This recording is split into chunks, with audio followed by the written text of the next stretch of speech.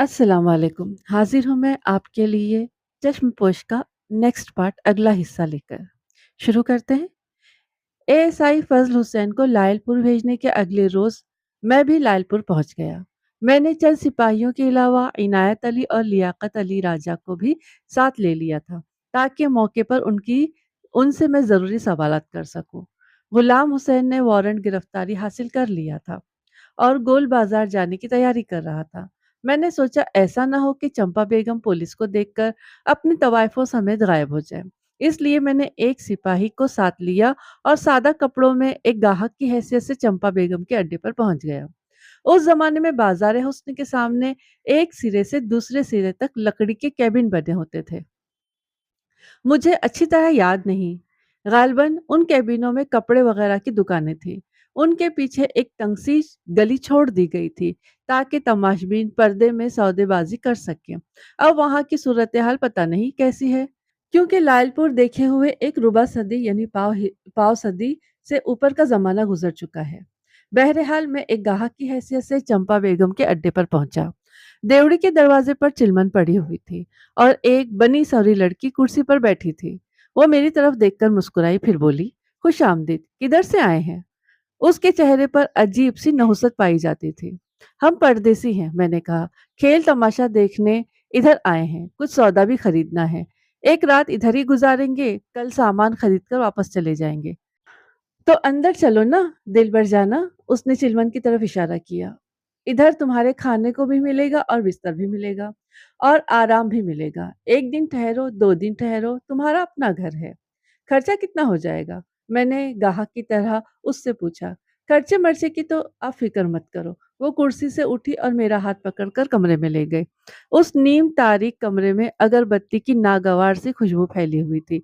दीवारों पर फिल्म स्टारों की तस्वीरें बेढंगे तरीके से लगी हुई थी और एक तरफ मसहरी बिछी हुई थी। सिपाही भी मेरे साथ अंदर आ गया। मैंने मुस्कुराते हुए पूछा, तुम्हारा नाम क्या है? नाम पूछकर क्या करोगे जनाब? उसने एक अदा से उसने एक अदा से कहा, मेरा नाम शम्मी है। शम्मी। फिर वो सिपाही की तरफ देखते हुए बोली, तुम्हारे दोस्त के लिए भी बिस्तर मिस्तर का बंदोबस्त हो जाएगा। क्या तुम अकेली हो? मैंने कहा। फिक्र मत करो, एक दूसरी लड़की भी है, उसका नाम बीना है।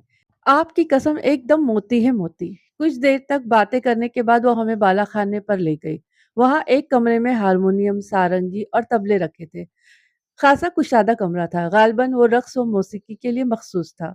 फर्श पर चांदनी बिछी हुई थी और दीवारों के साथ गांव तकिए रखे हुए थे। अगले कमरे में एक भारी तनोतोश की औरत मसहरी पर नीम दराज थी। उसके सामने सोफे पर 2 आदमी बैठे हुक्का पी रहे थे। एक ने बड़ी बड़ी मूछें रखी हुई थी। रंग उसका सियाह था और जिस्म खासा मजबूत था। दूसरा अधेड़ उम्र शख्स था। वो उस्ताद टाइप का आदमी था। मसहरी की पाइंटी के पास एक लड़की बनाव सिंगार में मसरूफ थी। उसके चेहरे पे भी वैसी ही नहुसत पाई जाती थी जैसी मैंने शम्मी के चेहरे पर देखी थी। औरत हमें देखकर सीधी हो गई। आओ आओ खान जी, उसने कहा। जानू, खान जी के लिए गरम चाय तो ले आना। जानू मूंछों वाले का नाम था। वो उठा और चाय लेने चला गया। दूसरा आदमी भी उठकर बाहर चला गया। खान जी परदेसी हैं, शम्मी ने कहा। इधर ही खाना खाएंगे और शुगल मुगल करेंगे और रात भी इधर ही गुजारेंगे। बैठो खान जी, औरत ने कहा। क्या नाम है आपका? मैं एक ऐसे कारोबारी शख्स का पार्ट अदा करने की कोशिश कर रहा था जिसने पहली मर्तबा उस कूचे में कदम रखा हो। ताहम ये बताना मुश्किल है कि मैं कहाँ तक इस अदाकारी में कामयाब रहा। मेरा नाम मोहम्मद सफदर है। मैंने थोड़ा सा झूठ बोला। और ये मेरा दोस्त शहबाज खान है। मेरे एक दोस्त ने आपकी बड़ी तारीफ की है। उसने कहा है कि यहाँ बड़ा उम्दा माल मिल जाता है। माल की तो आप फिक्र ही ना करें। ये शम्मी है, ये बीना है। बड़ी मासूम बच्चियां हैं। गाना बजाना भी जानती हैं। 12-1 बजे तक मुजरा होता है। उसके बाद अगर हुक्म हो तो आपकी बुकिंग कर लूं। खाना पीना सब इसमें शामिल होगा। मेरा नाम चंपा बेगम है। अभी तक तीसरी लड़की नजर नहीं आई थी। उसका नाम मेहर अली ने ऋषि बताया था। मैं सोफे पर बैठ गया और इधर उधर देखते हुए कहा, बस यही है या कुछ और भी है? बीना ने बुरा सा मुंह बनाया, बोली, इनको तो कोहे काफ की परी चाहिए। नाराज क्यों होती हो? शहबाज खान ने कहा। तुम्हारे सामने परी क्या चीज है? या कुर्बान, शम्मी ने नारा लगाया। तेरा तो काम बन गया। अभी तो ये 2 ही हैं, चंपा बेगम ने कहा। अगर आप आते-जाते रहेंगे तो और माल भी मिल जाएगा। मैंने अंदाज़ा लगाया कि इस वक़्त तक छापामार पार्टी मकान को घेरे में ले चुकी होगी। मेरे दोस्त ने एक और लड़की का ज़िक्र किया था, मैंने कहा। उसका नाम आशी बताया था। मैंने जानबूझकर मिलता-जुलता नाम लिया था। चंपा बेगम ने भवें सुकेड़कर मुझे घूरा। फिर बोली, आप शायद ऋषि की बात कर रहे हैं। आपके दोस्त का नाम क्या है? उसका नाम तो शरीफ खान है, मगर वो अपना असली नाम ऐसी जगहों पर ज़ाहिर नहीं करता। वो लड़की तो अब यहाँ नहीं है। चंपा बेगम ने नागवारी से कहा, फिलहाल आप 50 रुपए जमा करा दें। बाकी पैसे आपसे मैं शाम को ले लूँगी। खाने में आप क्या पसंद करेंगे? शायद सुनने वालों को 50 रुपए मामूली रकम महसूस हो, लेकिन ये उस ज़माने की बात है जब मज़दूर को 8 आने दिहाड़ी और क्लर्क को 50-60 रुपए माहवार की तनख्वाह मिलती थी। मैंने शहबाज खान की तरफ देखते हुए कहा, असली चीज़ तो गायब है। आओ कोई और दरवाज़ा खटखटाते हैं। खान जी, नाराज़ क्यों होते हैं आप? चंपा बेगम ने कहा, हमें खिदमत का मौका तो देकर देखें। मैंने उठते हुए कहा, हम तो ऋषि के लिए आए थे। कहाँ भेज दिया है आपने उसको? चंपा बेगम ने एक बार फिर भवें सुकेड़ी और मुझे घूरा। फिर बोली, खान साहब, आप हैं कौन और किस चक्कर में यहाँ आए हैं? हम घुट्टी से आए हैं। मैंने कहा, और किस चक्कर में है ये पहले ही बता चुके हैं। ठीक है खान जी, जैसी आपकी मर्जी, लेकिन जाने से पहले वापसी देते जाएं। वापसी? मैंने अनजान बनते हुए कहा, वापसी क्या होती है? अगर ग्राहक अंदर आ जाए लेकिन सौदा न बने तो पैसे दिए बगैर वापस नहीं जा सकता। इसी को वापसी कहते हैं। अभी वो ये बात कर ही रही थी कि उस्ताद तेज-तेज अंदर आया और बोला, चंपा बेगम, बाहर पुलिस आई है। वही चक्कर मालूम होता है, जल्दी से निकल चलो। ये सुनते ही शम्मी और बीना कमरे से निकलकर छत की तरफ दौड़ी। वहां मकान की छतें आपस में मिली हुई थी और एक छत से दूसरी छत पर जाना मुश्किल नहीं था। मैंने चंपा बेगम और उस्ताद को शहबाज के सुपुर्द किया और खुद दोनों लड़कियों के पीछे भागा। लड़कियां खासी फुर्तीली थीं और जीना तय करती हुई छत पर पहुंची और छोटी सी दीवार फांदकर दूसरी छत पर कूद गईं। मेरे बारे में वो यही समझी थी कि मैं पुलिस से डरकर भाग रहा हूँ। उनका रुख साथ वाली छत की सीढ़ियों की तरफ था। जब वो सीढ़ियों के किनारे पर पहुंची तो मैंने उन्हें जा लिया और दोनों के बाल पकड़ लिए। वो एक साथ मुझ पर झपटी और गालियां बकने लगी। उन्होंने नाखूनों और दांतों का आज़ादाना इस्तेमाल भी करना शुरू कर दिया था। मैंने दोनों के सर आपस में टकराए और कहा, खामोशी से मेरे साथ चली चलो। मैं थानेदार हूँ और तुम लोगों को गिरफ्तार करने यहाँ आया हूँ। इस इत्तला पर उनका जोश ठंडा पड़ गया।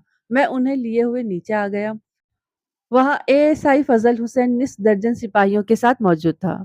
मेरे नीचे पहुंचने तक वो चंपा बेगम, उस्ताद और जानू को हथकड़ी में लगा चुका था।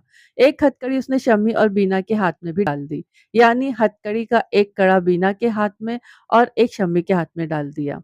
एक सिपाही इनायत अली और लियाकत अली को ऊपर लेकर आ गया। दोनों के हाथों में हथकड़ी लगी हुई थी। मैंने फजल हुसैन से कहा, वो घर की तलाशी ले और कोई काम की चीज़ बरामद करने की कोशिश करें। मुझे एक बात का ज़िक्र का ख़्याल ही नहीं रहा। आरिफ जब घर से रवाना हुआ था, तो उसके पास 500-600 रुपए और सोने की बालियाँ, एक घड़ी और एक सोने की अंगूठी थी, लेकिन लाश के साथ इनमें से कोई चीज़ भी बरामद नहीं हुई थी। फज़ल हुसैन ने 2 सिपाहियों को अपने साथ लगाया और तलाशी लेना शुरू कर दी। मैं चंपा बेगम को अलग कमरे में ले गया और कहा, 24 अक्टूबर को तुम्हारे कोठे पर 4 नौजवान आए थे। उनमें से एक का नाम आरिफ हुसैन था। मुझे पता चला है कि आरिफ ने रात तुम्हारे कोठे पर गुजारी थी। अलग सुबह धोबी घाट के पास उसकी लाश पड़ी पाई गई थी। मैं तुम लोगों से सिर्फ एक सवाल करूंगा। अगर तुमने सही जवाब दे दिया तो मैं तुम्हारी हथकड़ियां खोल दूंगा, लेकिन अगर तुमने हेरा फेरी करने की कोशिश की तो मैं तुम्हें ऐसा रगड़ूंगा कि तुम सब कुछ भूल जाओगी। मलिक साहब, आपने यहाँ छापा मारकर अच्छा नहीं किया। चंपा बेगम ने बेखौफी से कहा, आप एक सवाल वैसे भी मुझसे पूछ सकते हैं। मैं आपको सही जवाब दे देती हूँ। इस छापे से हमारी बदनामी हुई है। हमारी नेक नामी पर धब्बा लगा है। मुझे आज भी उसके ये अल्फाज याद हैं। उसने यही कहा था कि उसकी नेक नामी पर धब्बा लगा है। आप यकीन करें, उसने बनावट से नहीं, पूरे यकीन से ये बात कही थी। आज आप ये बात सुनकर यकीनन हैरान होंगे। अस्मत फरोशी का अड्डा चलाने वाली औरत कह रही थी कि हमारे छापे से उसकी नेक नामी मुतासिर हुई थी। मैंने कहा, चंपा बेगम, क्या तुम अपने आप को वाकई नेकनाम समझती हो? मलिक साहब, मैं आपका मतलब अच्छी तरह समझती हूँ, लेकिन हमने कभी बेईमानी नहीं की। जो कुछ करते हैं ईमानदारी से करते हैं। हमारे पास हुकूमत का दिया हुआ लाइसेंस मौजूद है। यहाँ आप ही के भाई बंद आते हैं, दाढ़ियों वाले भी आते हैं, ऊंचे शिमलों वाले भी आते हैं। वो तमाम लोग आते हैं जिनको आप ऊंची जगहों पर बिठाते हैं। फिर हम कैसे बुरे हो गए? हम कुर्बानी करते हैं, नियाज देते हैं, खत्म करवाते हैं, मज़ारों पर हाजिरी देते हैं, मुहर्रम पर मातम भी करते हैं और अल्लाह तौफीक दे तो नमाज़ें भी पढ़ते हैं। हम में और आप में कोई फ़र्क नहीं है मलिक साहब। खैर खैर, मैं फ़र्क बताने नहीं आया। मैंने कहा, मैं आरिफ के बारे में पूछने आया हूँ। मुझे ये बताओ उसे कत्ल किसने किया है? मैं ये बात नहीं जानती। आरिफ रात को ही यहाँ से चला गया था। इसका मतलब ये है कि तुम थाने चलकर ही बात करोगी। आपके पास इख्तियार है। आप मुझे जहाँ मर्जी हो ले जाएं। लेकिन मैं आरिफ के बारे में कुछ नहीं जानती। क्या उसने ये रात यहाँ गुजारी थी? मैंने पूछा। हमने उसे रात गुजारने के लिए बिस्तर दिया था, लेकिन सुबह वो अपने बिस्तर पर मौजूद नहीं था। वो हमें बताए बगैर यहाँ से निकल गया था। वो किस कमरे में सोया था? मैंने पूछा। मैं वो कमरा देखना चाहता हूँ। चंपा बेगम मुझे कोने वाले कमरे में ले गई। उसमें एक कुशादा मसहरी बिछी हुई थी। मैंने पूछा, उसके साथ कौन सी लड़की थी? चंपा बेगम पहली बार जवाब देते हुए हिचकिचाई। बोली, वो अकेला था। मैं समझ गया कि वो झूठ बोल रही है। चंपा बेगम, इस कोठे पर कोई अकेला सोने के लिए नहीं ठहरता। ये होटल नहीं, तवायफ का कोठा है। सच बताओ, आरिफ के साथ कौन सी लड़की थी? वो तामुल करते हुए बोली, आरिफ के साथ शम्मी थी, लेकिन वो 1 घंटे बाद वापस आ गई थी। आप उसे बेशक मेरे सामने बुलाकर पूछ ले। वो दरवाजे में खड़े सिपाही से बोली, जाओ शम्मी को बुला लाओ। उसकी बेचैनी जाहिर कर रही थी कि वो शम्मी को इशारा कर देना चाहती थी। मैंने कहा, फिक्र नहीं करो, उससे भी पूछ लेंगे। तुमने आरिफ से कितने पैसे लिए थे? 50 रुपए, उसने जवाब दिया। ये प, ये पैसे उसने मेरे हाथ में दिए थे। मुझे ये नहीं पता था कि उसने लड़कियों को कुछ दिया था या नहीं। क्या तुम्हें मालूम है कि आरिफ के पास कुल कितने पैसे थे? उसने नफी में सर हिलाया। मुझे कुछ नहीं पता। मैंने उसे सिपाही की निगरानी में दूसरे कमरे में भेज दिया और शम्मी की हथकड़ी खोलकर उसे अलग कमरे में ले गया। वो खासी परेशान लग रही थी। मैंने उससे कहा, 24 तारीख को आरिफ नाम का एक नौजवान इधर आया था।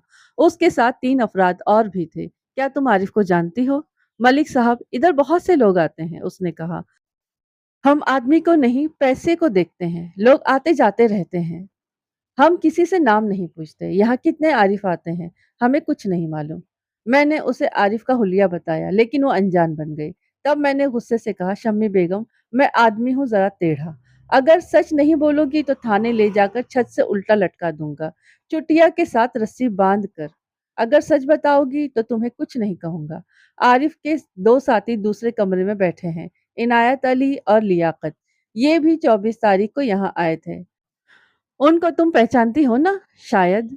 शाबाश, थोड़ी देर और कोशिश करो, सब कुछ याद आ जाएगा। इनायत अली कहता है कि वो सबसे पहले यहाँ से चला गया था। लियाकत और मेहर अली के लिए चंपा बेगम ने उधर ही कहीं कमरे का बंदोबस्त कर दिया था और आरिफ ने यहीं रात गुजारी थी, उधर कोने वाले कमरे में। ये बात मुझे चंपा बेगम ने बताई है। याद आया कुछ? वो जल्दी मान गई। उसने बताया कि आरिफ ने रात वहीं गुजारी थी और सुबह सुबह किसी को बताए बगैर वहां से चला गया था। मैंने पूछा, उसने किसके साथ रात गुजारी थी? इस सवाल पर उसने आंखें झपकाई और जवाब देने में तामुल किया। मुझे ख्याल आया कि इस सवाल में जरूर कोई खास बात है। चंपा बेगम भी ये सवाल सुनकर हिचकिचाई थी। अचानक मुझे रूशी का ख्याल आया। कहीं ऐसा तो नहीं कि आरिफ के कत्ल में रूशी का हाथ था? रूशी का वहां से वक्त से पहले वक्त से पहले जाना खाली अज इल्लत नहीं था। मैंने अंदाजे से कहा, चंपा बेगम ने मुझे बताया है कि आरिफ के साथ ऋषि ने रात गुजारी थी। वो ये बात सुनकर चौंक गई। बोली, क्या वाकई चंपा बेगम ने ये कहा है? हमको कुछ नहीं मालूम है शम्मी बेगम, तुमको सब कुछ मालूम है, मगर ऐसे नहीं बताओगी। मैंने उसे दूसरे कमरे में भेज दिया और बीना को अपने पास बुला लिया। ऋषि कहाँ है?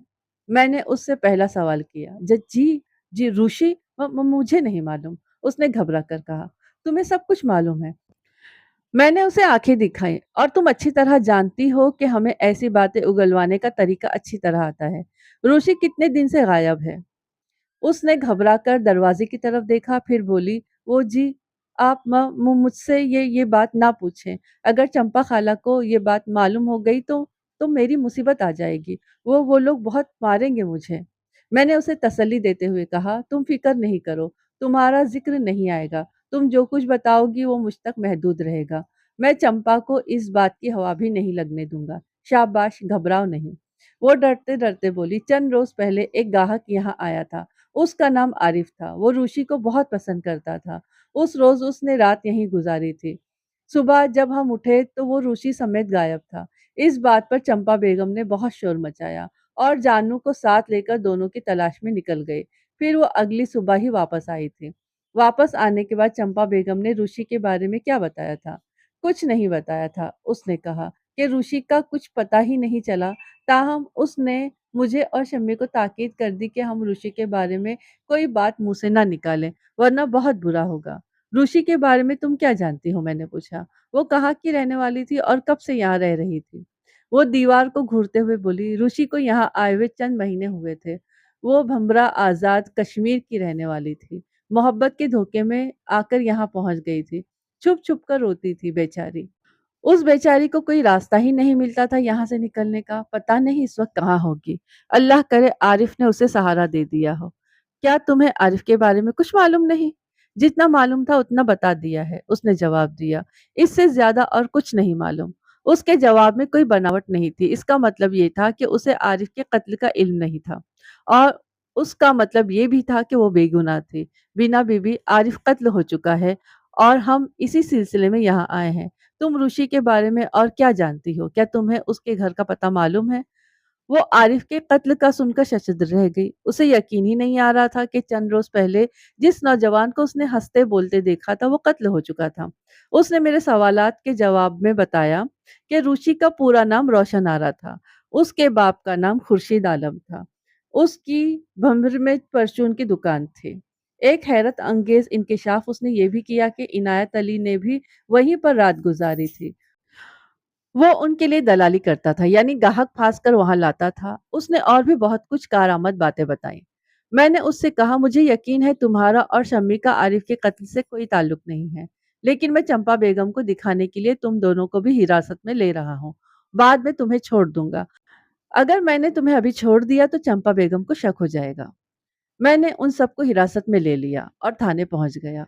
अगले रोज मैंने उन्हें अदालत में पेश करके 7 रोज का रिमांड ले लिया। इसके साथ ही मैंने एक एएसआई और एक सिपाही को भंबर रवाना कर दिया। मैंने उनसे कहा कि वो खुर्शीद आलम परचून फरोश और उसकी बेटी रोशन आरा का पता करें और दोनों को साथ ले आए। गिरफ्तार न करें, बल्कि सारी बात समझाकर साथ ले आए। मुझे यकीन हो चुका था कि आरिफ के कत्ल में चंपा बेगम, जानू और इनायत का हाथ था। जानू का पूरा नाम जान मोहम्मद था। मैंने तीनों को ट्रायल रूम में बुलाया। साथ ही 2 डरावने किस्म के हवलदारों को मां साजो सामान के अपने पास खड़ा कर लिया। एक रात हवालात में गुजारने के बाद चंपा बेगम का दमखम खासा टूट चुका था। चंपा बेगम, कोठे पर सिर्फ एक सवाल के जवाब में तुम्हारी जान छूट सकती थी, मैंने कहा, लेकिन तुमने उससे फायदा नहीं उठाया। अब मैं तुम्हें आखिरी मौका देता हूँ। तुम सच बोलकर जान छुड़ा सकती हो। मलिक साहब, मैं बेगुनाह हूँ। उसने मेरे घुटनों पर हाथ लगाए। मैं आपकी हर किस्म की खिदमत करने के लिए तैयार हूँ। मसलन तुम किस किस्म की खिदमत कर सकती हो? वो मुस्कुराने की कोशिश करते हुए बोली, आप हुक्म तो करें। हम तो आप लोगों की हमेशा से खिदमत करते आ रहे हैं। और बास पुलिस अफसर के नाम भी वो गिनवाने लगी। आप जितनी रकम कहेंगे आपके कदमों में ढेर कर दूंगी। तुम तो बड़ी नेक नाम भी हो। मैंने कहा, तुम्हारा रिश्वत से क्या वास्ता? रिश्वत? तौबा तौबा। मैं तो आपकी खिदमत में नजराना पेश करना चाहती हूँ। क्यों भाई जानू? आरिफ को किसने कत्ल किया था? मैंने जानू से पूछा। तुमने या चंपा बेगम ने? जानू हाथ जोड़कर बोला, सरकार, जानू तो आपके नौकरों का भी नौकर है।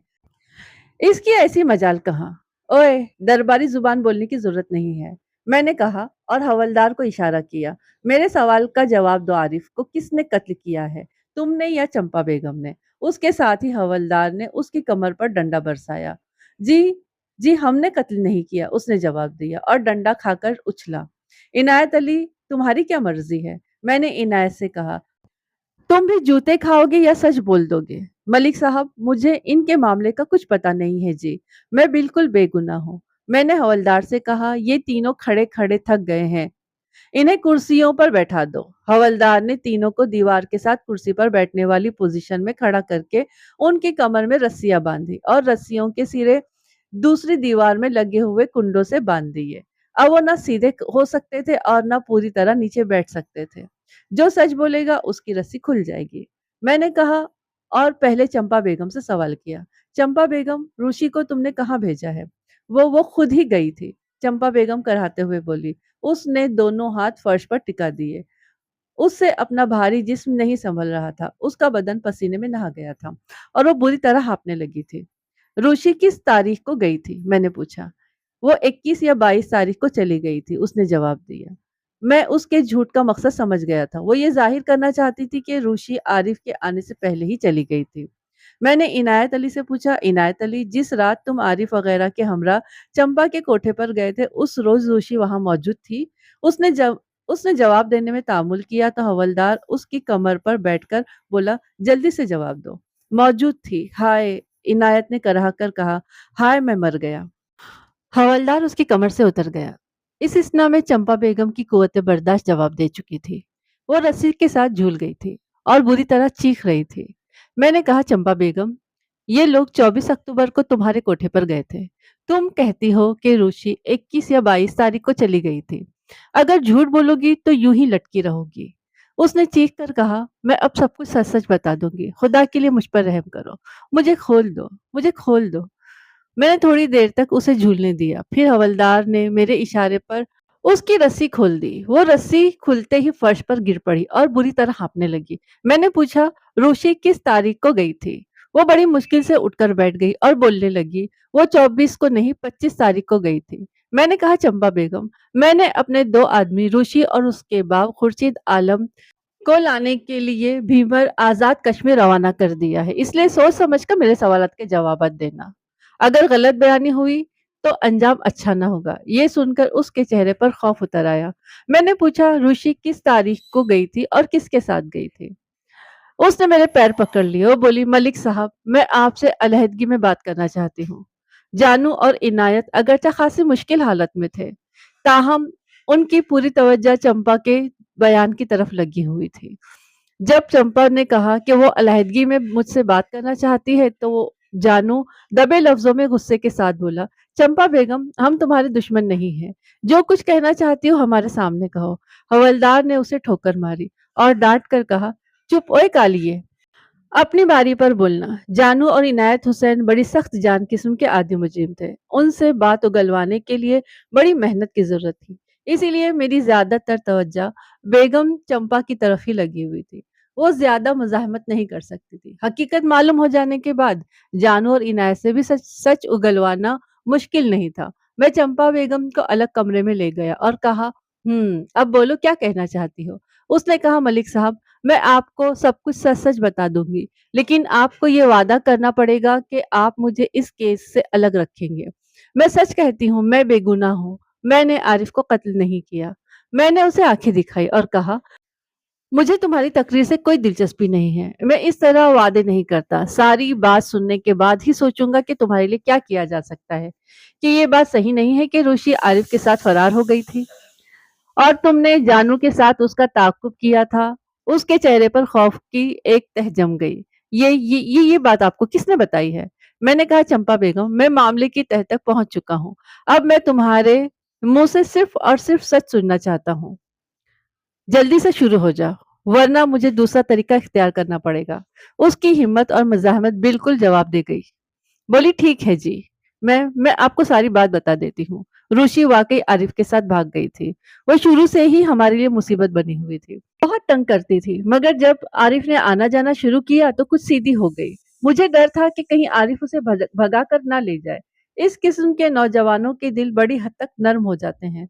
मैंने इनायत से अपने खदशे का इजहार किया तो उसने मुझे तसल्ली देते हुए कहा, बड़ी आपा, तुम बिल्कुल भी फिक्र मत करो। आरिफ ऐसी कोई हरकत नहीं कर सकता। उसके घर वाले कभी भी एक तवायफ को बर्दाश्त नहीं कर सकते। फिर भी मैंने इनायत से कह रखा था कि वो आरिफ पर नजर रखे। 24 तारीख को आरिफ का हमारे कोठे पर रात गुजारने का प्रोग्राम था। हम लोग रात 2-2:30 बजे तक जागते रहे। फिर आरिफ और ऋषि सोने के लिए चले गए। रात तकरीबन 3-3:15 बजे मैंने खटके की आवाज सुनी। मैं जल्दी से बाहर निकली और सारे कमरे देखने लगी। आरिफ का कमरा खाली था। रोशी भी गायब थी। मैंने इनायत को जगाया और बताया कि रोशी आरिफ के साथ भाग गई है। इतने में उस्ताद जुमा खान और जानू भी जाग गए। عنایت نے بتایا کہ عارف مرجان گل نامی ایک طوائف کے کوٹھے پر بھی آتا جاتا تھا، یقیناً وہ ادھر ہی گیا ہوگا۔ میں نے جانو کو ساتھ لیا اور مرجان گل کے کوٹھے پر پہنچ گئی۔ عارف اور روشی وہیں پر تھے۔ عارف نے ہمیں دیکھا تو مقابلے پر اتر آیا۔ مقابلے کے دوران اس کے ہاتھ ایک ڈنڈا لگ گیا، لیکن جانو نے اس کے ہاتھ سے وہ ڈنڈا چھین لیا اور اسے مارنا شروع کر دیا۔ ملک صاحب، میں نے دونوں کو چھڑانے کی بہت کوشش کی مگر کامیابی نہیں ہوئی۔ عارف کے سر پر کوئی سخت سی چوٹ لگ گئی اور اس نے وہیں دم توڑ دیا۔ میں نے کہا اس کے سر پر ایک سخت چوٹ نہیں لگی تھی، 1 درجن سخت چوٹیں لگی تھی، پھر کیا ہوا؟ ملک صاحب، عارف کی موت اس طرح ہی لکھی تھی، اس میں میرا کیا قصور ہے؟ وہ ایسی عورت تھی، اپنے آپ کو ہر پہلو سے نیک نام سمجھتی تھی۔ میں نے کہا چمپا بیگم، تمہاری موت پھانسی کے پھندے پر لکھی ہے، اس میں میرا کوئی قصور نہیں ہے۔ وہ گڑ گڑانے لگی، بولی میں بالکل بے قصور ہوں، میں نے عارف کو ہاتھ بھی نہیں لگایا۔ یہ تو تمہارا ہی بیان ہے نا کہ تم نے عارف کو ہاتھ نہیں لگایا۔ اس کے سچے یا جھوٹے ہونے کا فیصلہ تو گواہوں کے بیانات سننے کے بعد کیا جائے گا۔ آگے بتاؤ پھر کیا ہوا؟ عارف کی موت کی وجہ سے ہمارے تو ہاتھ پیر پھول گئے۔ ادھر روشی اس ہنگامے کے دوران وہاں سے غائب ہو گئی تھی، لیکن ہمارے سامنے پہلا مسئلہ یہ تھا کہ لاش کو کہاں پھینکا جائے۔ جانو کہیں سے ایک ریڑا یعنی ہاتھ گاڑی اٹھا لایا، اس پر مویشیوں کا چارہ لدا ہوا تھا۔ اس نے لاش چارے کے نیچے رکھی اور دھوبی گھاٹ کے قریب جا کر پھینک آیا۔ اس کے بعد ہم سارا دن روشی کو تلاش کرتے رہے مگر اس کا کچھ پتہ نہ چلا۔ عارف کے پاس 500-600 روپے نقد اور سونے کی بالیاں بھی تھی، وہ کہاں ہیں؟ مجھے ان کے بارے میں کچھ پتہ نہیں جی، ہو سکتا ہے اس نے یہ چیزیں روشی کو دے دی ہوں۔ روشی تمہارے پاس کیسے آئی تھی؟ خود ہی آئی تھی، کسی کے ساتھ گھر سے بھاگ نکلی تھی، وہ اسے بے یار و مددگار چھوڑ گیا تھا، یہ دھکے کھاتی ہوئی ہمارے پاس پہنچ گئی۔ بکواس نہیں کرو، میں نے غصے سے کہا، صحیح بات بتاؤ، اب میں تمہارے ساتھ بالکل بھی نرمی نہیں کروں گا۔ تھوڑی سی سختی کے بعد اس نے کہا، میں نے اسے 5,000 روپے میں خریدا تھا، میں نے اسے بالوں سے پکڑ کر جھٹکا دیا، تم نے ایک مجبور لڑکی کو خریدا اور اسے جسم فروشی پر لگا دیا، اس کے باوجود تم اپنے آپ کو نیک نام سمجھتی ہو؟ تمہارے اس گوشت کے ڈھیر کو گولیوں سے چھلنی کر دینا چاہیے۔ لیکن یہ بات اس کی موٹی کھوپڑی میں داخل ہونا مشکل تھی۔ بولی، جب انسان پیسے خرچ کرتا ہے تو پیسے وصول بھی تو کرتا ہے، ہم کسی کے ساتھ دھوکہ نہیں کرتے، پوری ایمانداری کے ساتھ کاروبار کرتے ہیں۔ میں نے اسے سمجھانے کی کوشش کرتے ہوئے کہا، انسان اور جانور میں بہت فرق ہوتا ہے، جانور کو خریدا جا سکتا ہے لیکن انسان کو نہیں خریدا جا سکتا، اس لیے کہ انسان کو خدا نے آزاد پیدا کیا ہے اور اس کی خرید و فروخت کی اجازت نہیں دی۔ جو ایسی حرکت کرتا ہے وہ جرم کرتا ہے، اور جو شخص کسی انسان سے اس کی مرضی کے خلاف کوئی کام کرواتا ہے وہ ظلم کرتا ہے۔ تم لوگ نہ تو نیک نام ہو اور نہ ہی نیک ہو۔ جسم فروشی بہت برا کام ہے، جو لوگ تمہارے پاس آتے ہیں وہ بھی برے ہیں، چاہے دنیا ان کو کتنا ہی اونچا کیوں نہ بیٹھا دے، وہ در حقیقت برے ہی لوگ ہیں۔ پتہ نہیں میری بات اس کی سمجھ میں آئی تھی یا نہیں، بہرحال میں نے اس سے اقبالی بیان پر دستخط کروا لیے۔ اس کے بعد جانو اور عنایت علی کو میں نے خوب رگڑ دیا، بالآخر دونوں نے اقبال جرم کر لیا۔ عارف کی گھڑی اور سونے کی انگوٹھی جانو کے پاس سے برآمد ہوئی۔ اس کے پاس انکار کی کوئی گنجائش نہیں تھی کیونکہ اس نے کئی گواہوں کی موجودگی میں عارف کو قتل کیا تھا۔ ہم نے مرجان گل کے کوٹھے سے وہ ڈنڈا بھی برآمد کر لیا جس سے عارف کو قتل کیا گیا تھا، اور وہاں موجود تمام افراد سے تحریری بیانات بھی لے لیے۔ اگرچہ قتل جانو کے ہاتھ سے ہوا تھا مگر میں نے چمپا بیگم اور عنایت کو بھی شامل تفتیش رکھا، کیونکہ وہ دونوں عارف کے قتل میں بالواسطہ شریک تھے۔ تیسرے روز ASI روشی اور اس کے باپ خورشید عالم کو لے کر تھانے پہنچ گیا۔ خورشید عالم ایک باریش بوڑھا تھا۔ روشی کی عمر 19-20 سال کے قریب تھی، وہ خاصی خوبصورت لڑکی تھی۔ وہ آتے ہی رونے لگی، بولی تھانے دار صاحب، میں اپنی غلطی کی بہت سزا بھگت چکی ہوں، مجھ پر رحم کریں۔ وہ یہ سمجھ رہی تھی کہ ہم نے اسے اور اس کے باپ کو گرفتار کر لیا ہے۔ گھبرانے کی ضرورت نہیں ہے، میں نے اسے تسلی دی، ہم نے تمہیں عارف کے قتل کے سلسلے میں گواہی کے لیے بلایا ہے۔ مجھے پتا چلا ہے کہ تم اور عارف بھاگ کر مرجان گل کے کوٹھے پر چلے گئے تھے اور چمپا بیگم جانو کے ساتھ تمہارے پیچھے وہاں پہنچ گئی تھی۔ اس کے بعد کیا ہوا تھا؟ جب عارف کو پتا چلا کہ چمپا بیگم ہمارے پیچھے پہنچ گئی تو اس نے 300 روپے اور سونے کی بالیاں میرے حوالے کی اور مجھے وہاں سے بھاگ جانے کا مشورہ دیا۔ روشی نے مجھے بتایا، تھانے دار صاحب، مجھ پر اس عورت کی بڑی دہشت تھی، میں نے چادر لپیٹی اور اللہ کا نام لے کر وہاں سے نکل گئی۔ اس وقت گلیاں اور بازار سنسان پڑے تھے، میں ایک کھوکھے کے پیچھے چھپ کر بیٹھ گئی۔ जब ज़रा रोशनी हुई और तांगे वगैरह चलने शुरू हुए, तो मैं तांगे में बैठकर बसों के अड्डे पर पहुँच गई। वहाँ से मुझे सरगोधा जाने वाली बस मिल गई। सरगोदा से मैंने जहलम की बस पकड़ी और जहलम से भमर की बस मिल गई। उसका बाप सारा वक्त सर झुकाए बैठा रहा। मैंने उसे चंद सवालात किए, फिर कहा, बुजुर्गों, अब मसला यह है कि आपकी बेटी को गवाही देना पड़ेगी और अदालत में हाजिर भी होना पड़ेगा।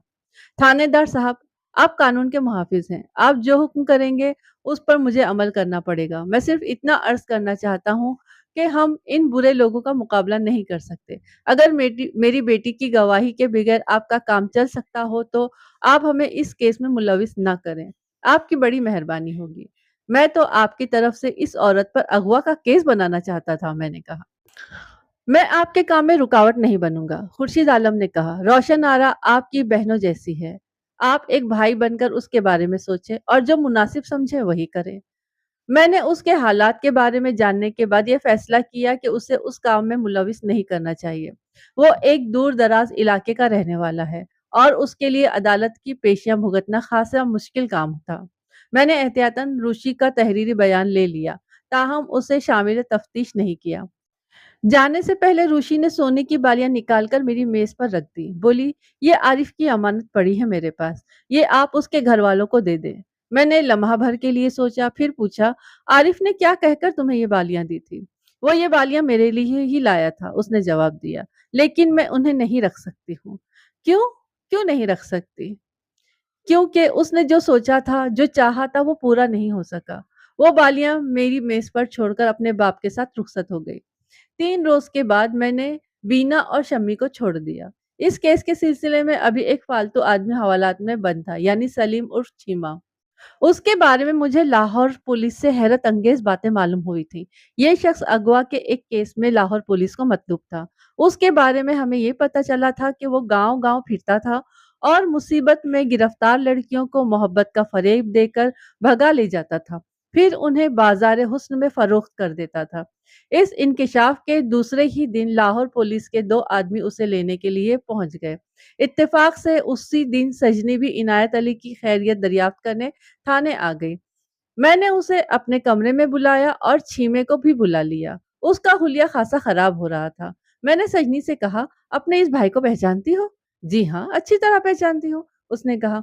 आपने इस मिस्किन को अभी तक नहीं छोड़ा? जानती हो ये मिस्किन क्या काम करता है?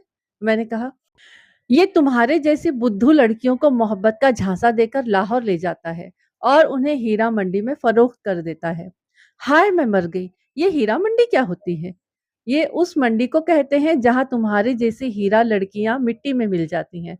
सजनी छीमों को घूरते हुए बोली, दिल नहीं मानता जी, ये शक्ल से तो ऐसा नहीं लगता। तू क्या जाने शक्लों को, तुझे तो कोई भी 2 मीठे बोल बोलकर उल्लू बना सकता है। ये तेरा मासूम सूरत भाई कई शरीफ लड़कियों को तवाइफे बना चुका है। अल्लाह का शुक्र है तू बच गई। अगर बीच में ये मुकदमा न बनता तो ये तेरे पैरों में भी घुंघरू बंधवा चुका होता। लाहौर में इस पर अगवा का मुकदमा चल रहा है। लाहौर पुलिस के 2 आदमी इसे लेने के लिए आए हुए हैं। सजनी आगे बढ़ी और छीमे के मुंह पर थप्पड़ मारते हुए बोली, क्यों रे शैतान, तू ऐसा खतरनाक आदमी है? छीमे ने सजनी की बात का बुरा नहीं मनाया, हंसकर बोला, पेट पालने के लिए सब कुछ करना पड़ता है सजनों। यहाँ पर कहानी खत्म हो जाती है। और कहानी के बारे में अगर आप लोगों ने पूरी सुनी है तो जब हमारे बच्चे जवान हो जाते हैं और हमें एहसास हो जाता है कि ये गलत रास्ते पर जा रहे हैं, तो हमें उन्हें प्यार और मोहब्बत से रोक लेना चाहिए। अगर हम उनकी गलतियों पर पर्दा डालने लगते हैं तो ये बच्चे हमारे हाथों से निकल जाते हैं और एक वक्त ऐसा आता है कि ये हमारी जिंदगी से भी निकल जाते हैं, जैसे यहाँ पर आरिफ के साथ हो गया। अगर उसके घर वाले उस पर पहले से ही नज़र रखते और उसकी गलतियों की पर्दापोशी नहीं करते, तो उसके साथ ये हादसा पेश ही नहीं आता। और किसी को सज़ा देना है, जो भी है, लेकिन इतना तो उसे नहीं मारना चाहिए कि वो जान से ही हाथ धो बैठे। यहाँ पर जानू ने इतना उसको मारा, इतना मारा कि बेचारा जवान लड़का दुनिया से ही चला गया। हो सकता है कि वो ज़िंदा रहता तो ऋषि से शादी करता, उसको एक अच्छी ज़िंदगी देता। और ये जो इस तरह की औरतें होती हैं, कौन-सी बेगम है ये जी? जो भी बेगम होंगी, मुझे नाम याद नहीं रहते हैं। تو وہ جو بیگم ہے کتنی कैसी औरत थी कि उसको 5,000 में खरीदा और उसको लगा दिया धंधे पर बैठा दिया। कितनी चंपा बेगम जिस्म फरोशी करवाने लगी उससे। अरे तुम किस तरह से किसी से ज़बरदस्ती ये सारे काम करवा सकती हो? चलिए देखते हैं अगली कहानी में क्या है। बहुत जल्दी मैं आप लोगों के लिए अगली कहानी लेकर आऊँगी। मुझे वक़्त नहीं मिलता, कोई ना कोई परेशानी आ जाती है, कोई ना कोई हादसे ऐसे हो जाते हैं कि मैं जो काम है मेरा नहीं हो पाता है, मतलब वीडियो डालने का, कहानी कंप्लीट करने का। तो बस आप लोग दुआ करिए कि किसी तरह मैं कहानी जल्दी डालती रहूँ और आप लोगों से जुड़ी रहूँ। और आप लोग मुझे दुआ में याद रखिए और कमेंट्स लिखिए, अच्छे वाले लिखिए। ज़रा दिल बहुत उदास-उदास सा है, तो अच्छे कमेंट्स लिखिए और लाइक करिए, सब्सक्राइब करिए जिन लोगों ने अब तक के नहीं किया है, और सब्सक्राइब करके वापस मत लिया करें, बुरा लगता है, ऐसा लगता है कुछ छूट रहा है। तो लाइक करिए, कमेंट्स लिखिए और मुझे दुआ में याद रखिए। मिलते हैं किसी अच्छी-सी कहानी में के साथ में, तब तक के लिए अपना खूब ख़याल रखिए। अस्सलाम वालेकुम, अल्लाह हाफ़िज़।